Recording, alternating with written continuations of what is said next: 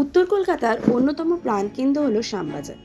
British আমলে এই স্থানের নাম ছিল চার্লস বাজার। পরবর্তীকালে কলকাতার বিশিষ্ট ব্যবসায়ী শোভারাম বসাকের গৃহদেবতার নাম অনুসারে এই স্থানের নামকরণ হয়েছে বলে অনেকে মনে করে। তবে আরও একটি কথা প্রচলন আছে। শ্যামাচরণ মুখোপাধ্যায় নামে এক জমিদার এখানে থাকতেন। তার কোম্পানির খাতায় একটি বাজারের উল্লেখ পাওয়া যায়। সেই বাজারের মালিক তিনিই ছিলেন। হয়তো সেই থেকেই এই স্থানের নাম হয় শ্যামবাজার। লেখক রঙ্গলাল বন্দ্যোপাধ্যায়ের কথায় 1749 খ্রিস্টাব্দে গভর্নমেন্টের কাগজপত্রে শ্যামবাজার নামক পল্লীর অস্তিত্ব পাওয়া যায়। তবে শ্যামবাজারের সঠিক জন্ম কবে তার হদিশ পাওয়া যায়নি।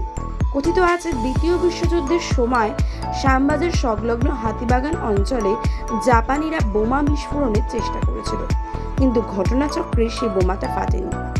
শ্যামবাজারের সবচেয়ে আকর্ষণীয় বস্তু হলো ঘোড়ার পিঠে নেতাজির মূর্তি।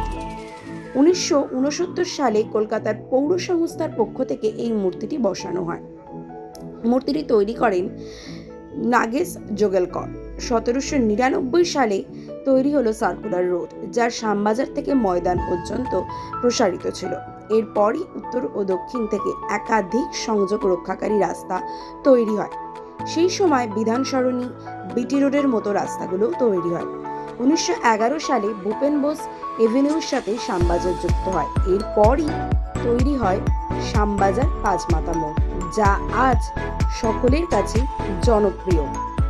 পুরনো কলকাতার 1882 সালে ঘোড়ায় টানা ট্রামের পরিষেবা ছিল শ্যামবাজার পর্যন্ত। এখনো এখানে রয়েছে ট্রাম ডিপো। প্রতিদিন এখানে নিয়ম করে ট্রাম চলাচল করে। কলকাতার প্রায় সর্বত্র স্থানে খুব সহজেই বাস পাওয়া যায় এখান থেকে।